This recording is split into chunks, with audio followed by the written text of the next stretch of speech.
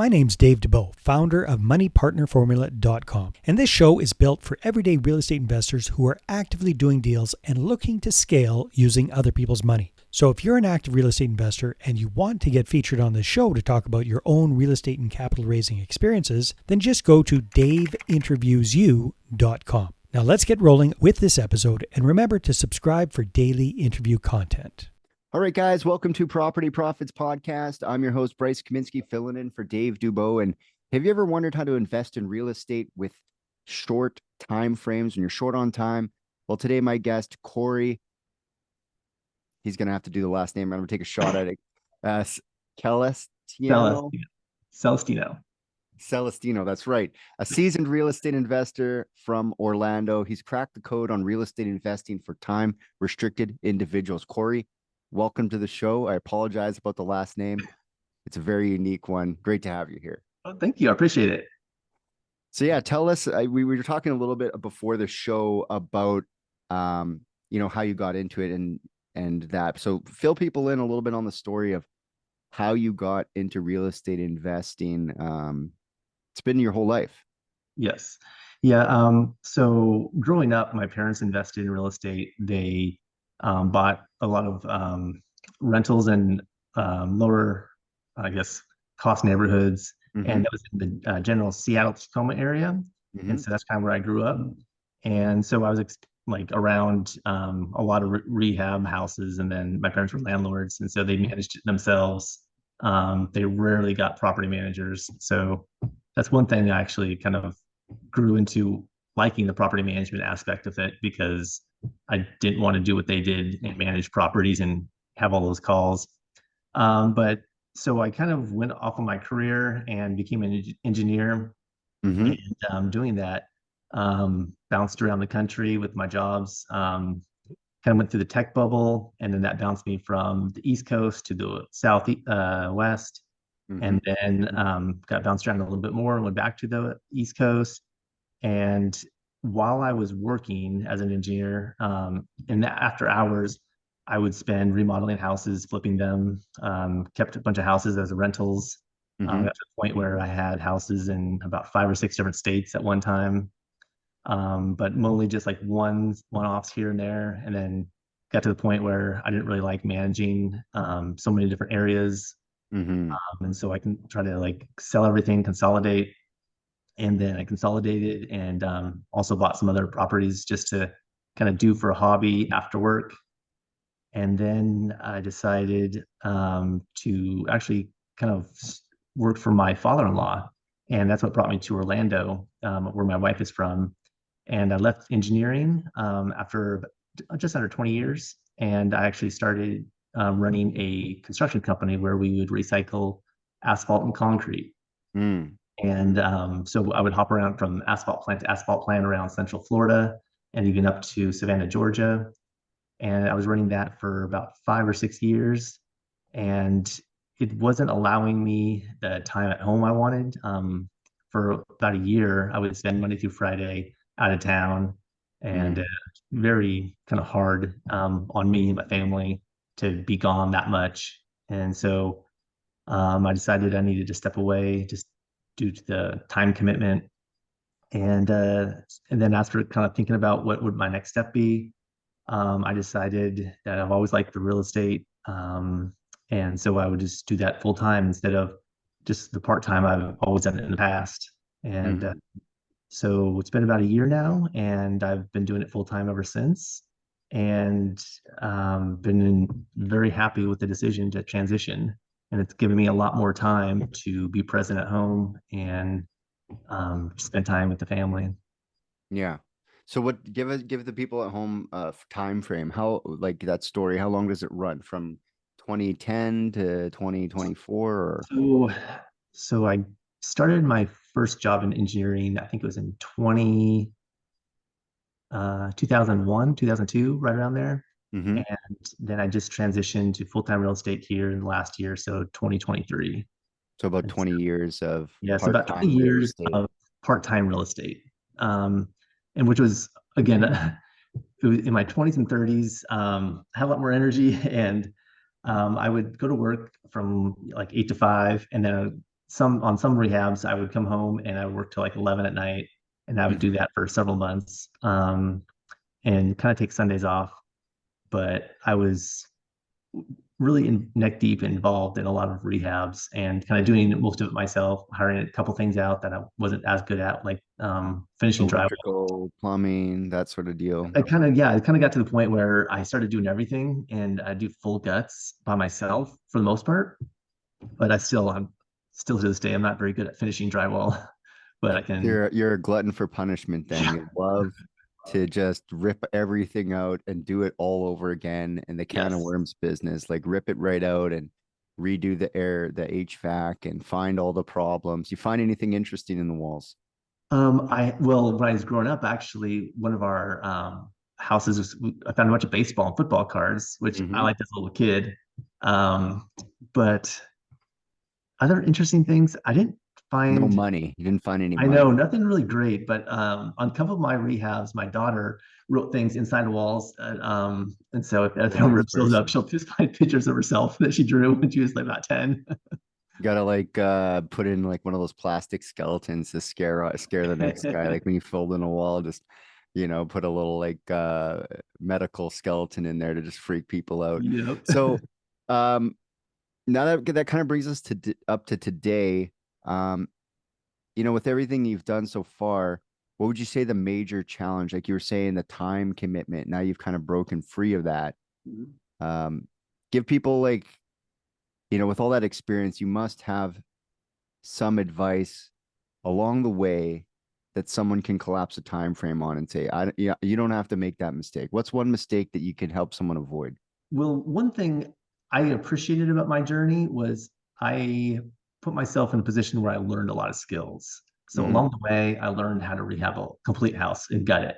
Hmm. So for my own sake, I know how to do that. Obviously, it's doing that is not scalable, and that's something that if you're going to be into real estate, you don't want to do.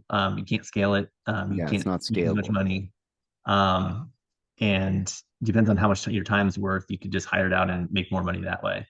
But I Yeah. still enjoy having the ability and the skill. So I know what things take. I know how much work they take. I know what's done correctly and what's done incorrectly. So I've studied a lot of different techniques on how to lay flooring and how to do wiring and plumbing, and I can identify issues, um, because there's a stereotype around a lot of contractors cutting corners and not doing things correctly. Hmm. I even like just had a former neighbor that I went to. They called me up to South Carolina to help them finish a bathroom remodel, and I went up there and found the job, and they just wanted me to finish it. But then after looking at the job, we ended up having to rip out everything the person did that really did previous work because the floor was completely unlevel. The plumbing wasn't even glued together for the drain Wow. lines. Everything was just kind of wrong with the whole thing. And so I spent Hmm. a whole week ripping things out and then redoing it. And I wasn't able to actually finish the whole project, but so they had to bring in someone else to do the finishing. But it Hmm. just kind of, again, going back is giving me the appreciation of what it takes. So I know about how much time it takes and how much it costs. So at least I have that as a background. You can obviously learn that without actually doing it, but again, I have more of the engineering mindset, and so I like to do things. I like to learn by doing, um, and so that was very helpful for me. But again, it's not one of those things that I think I would recommend for everybody. Yeah. But knowing how to do the work and what it should look like and about how much it should cost and how much it should take, I think it's very valuable if you are interested In in the the flipping game rehab for arena. sure. Yeah, Yeah. in the rehab game for sure. So that kind of brings me to my next question. With everything you've done, beyond even the hands-on stuff, what's the unfair advantage? What comes easy to you in this business that other people struggle with? I would say right now, um, just again, just my mind is I'm good at numbers. I'm really good at math. I can figure those out. I can underwrite. I can figure out what things will take and how long they should take. Mm, Um, Good at kind of assessing a lot of people, whether or not I want to work with them or not. And mm. so that's come pretty easy. So that's the unfair advantage is the engineering background, the I C-type think so. personality. Because You want I mean, all the numbers. one of the things I also did on some of my rehabs is because I had access and my abilities, I'd actually, if I ever got like a more extensive rehab, I was able to quickly model the whole house in 3D. I was able to put in Mhm. furniture and move walls around to get a nice flow to it. So that allowed me to quickly rehab something when it's just under contract. So I knew how I wanted to tackle the project. A Mhm. lot of houses, the older ones aren't laid out quite to the standards people want today. Yeah. It seems like they went from like closed concept to open concept, and now people are closing them back in. So I guess it's kind Yes. of like fashion, light cabinets, dark cabinets, white countertops, dark countertops. Like it's fashion, just sell them the Yes. old 30-year-old countertops and they'll love it. Yeah. Now, how are you funding your deals these days? So actually that kind of brings me to what I'm currently doing is when I made the transition, looking for some investment into real estate. Um, I was before I found property to actually purchase after I decided to do it full time, I found a lot more opportunity with the same profit to lend. And so I transitioned to a lot of lending to other investors. And so in doing so, I free up a lot of time. Um, Hmm. and so now other investors come to me and want funding for all sorts of reasons for their projects. And so kind of hit a little niche where there's kind of two main types of loans that I've been doing. And one is kind of emergency loan, like I need this to Bridge save the loan, deal. yeah. And so a lot of people just kind of like, oh, my back's against the wall. Something happened, and I just need to close this deal. And so sometimes I'll lend those situations, and then Hmm. other ones are just the traditional gap funds where someone comes in with a hard money loan, and then I supplement that so other Like a investors are Reno able or to scale. something. Yeah, Yep. like the Reno. Yep. So you've kind of moved out of doing deals and moved more into lending. Are you still doing deals these days? I am working right now, trying to look for some other deals to do. I've teamed up with a local flipper that does about 5 to 7 flips in Central Florida a year. And I teamed up with him to provide funds and property management, or I mean, not project management for the flips. And we just kind of are become 50-50 partners. So doing a lot more JVing. Mm, Um, and then also looking to, since I'm in Orlando, obviously it's a high tourist destination, it looking at is, yeah. some of those short-term rentals. They built a lot of communities around here, and they've designed whole communities and houses to accommodate those people. And even though it may have hit the short-term rental, like has maybe hit other communities harder, here it's Hmm. still pretty strong, and there's probably no real reason to think it's going to go down with It's Florida, yeah, Florida, Disneyland, Disneyland, you you got know. Universal and SeaWorld and Yeah, and there's both like, what is parks. it, like 3 million, 4 million people in the greater Orlando area now? Yeah, it's getting up there. It's the growth in the past 10 years has been pretty astounding.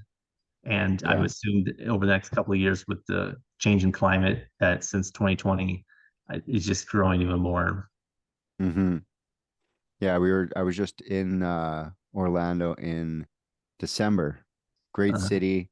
And if you're from Canada like me, being in Florida in December, you understand why people spend 6 months down there and then 6 months when it's warm up here. So um, when you're financing for other people, the funds are coming from other investors then, yes?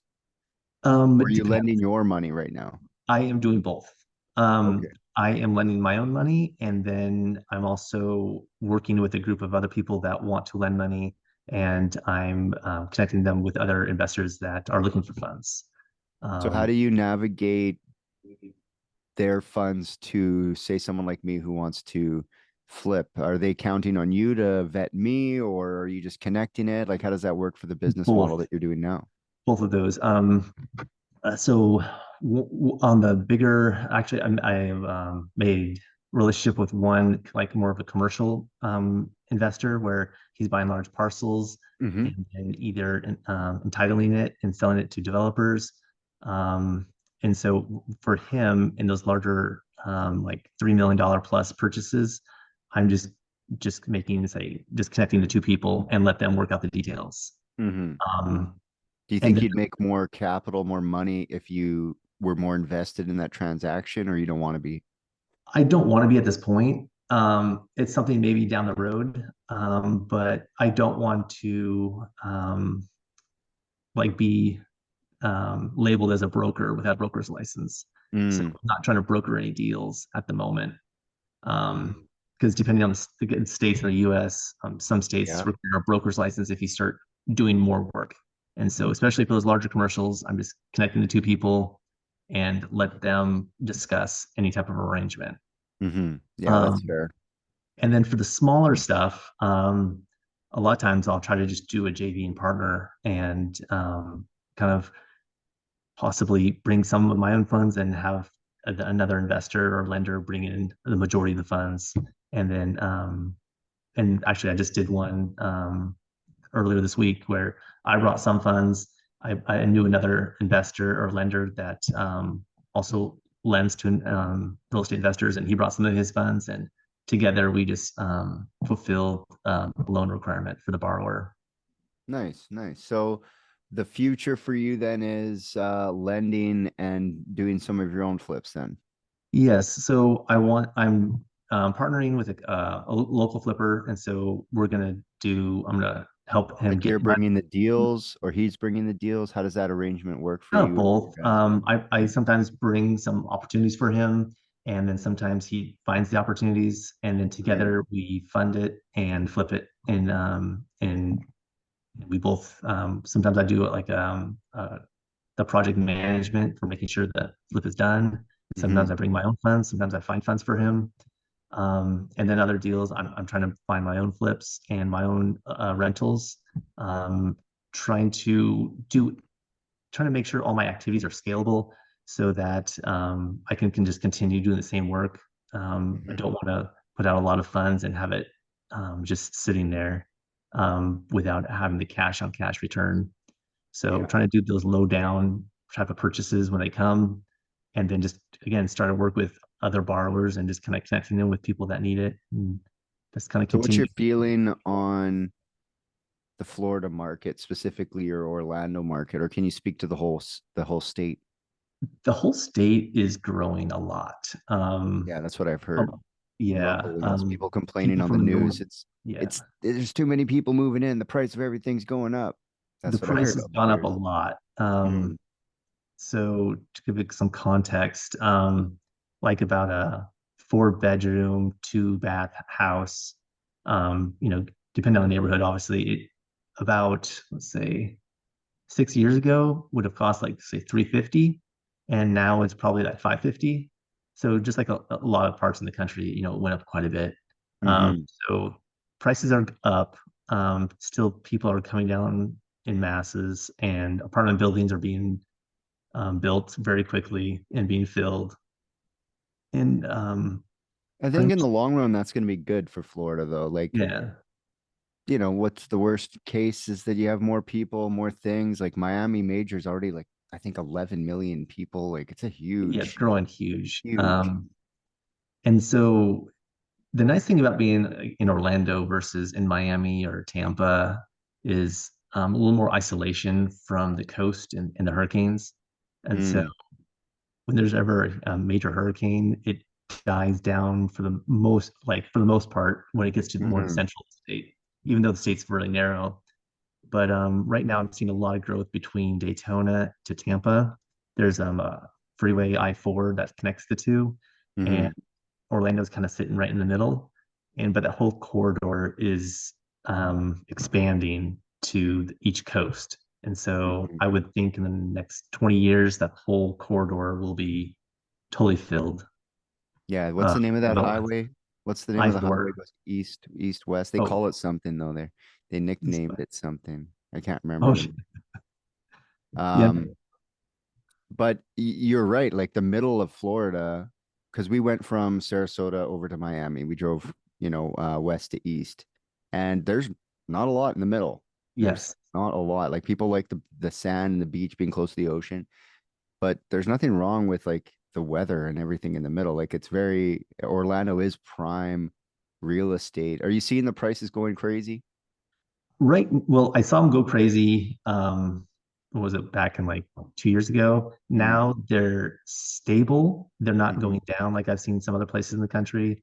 Um, they're probably just slightly creeping up, if anything. Um, but yeah, they're very stable, and I haven't seen much of a downturn Mm. at all since I've been here. Yeah, I mean the biggest thing I liked about it is just, and this is with any place that I go visit in the United States, the unfair advantage I think for the United States is the interstate system, the freeway system. Like they never stop. And that's the whole idea. You're never supposed to stop on them. And in Canada, we don't do that. We put stoplights on every highway and byway. And it's just like, oh, let's stop all traffic and all let's stop the whole economy here so we can let 4 cars cross the major highway of the entire country. Just blows my mind. Like we could be so close and just not get it. Like it's Yeah. right there. Look at the example. They've got this interstate that really moves the economy all the way around. So if people want to connect with you, in your market, they want to find out more about what you're doing and how you can help them, what should they do? How do they find you? I mean, I'm on Facebook at just Cory Celestino. I have an email address is Cory, Cory, at symbiosllc.com. That's SYMBIOSE LLC.com. Hmm. And those are probably the main ways. Awesome. Awesome. Well, I really appreciate you stopping by, Cory, and letting people know what's going on in Orlando. All right. Thank you. I appreciate it. No problem. Until next time, guys, we'll catch you on the next episode. Hey there, I really hope you enjoyed that episode. And as always, if you want to listen to more daily interview content, make sure you subscribe. And if you're an active real estate investor and you're doing deals and you'd like to get featured on this show, then just head over to daveinterviewyou.com. Now at moneypartnerformula.com, we help real estate investors to create a process for predictably getting capital so they can do more deals without relying on hard money lenders or the banks.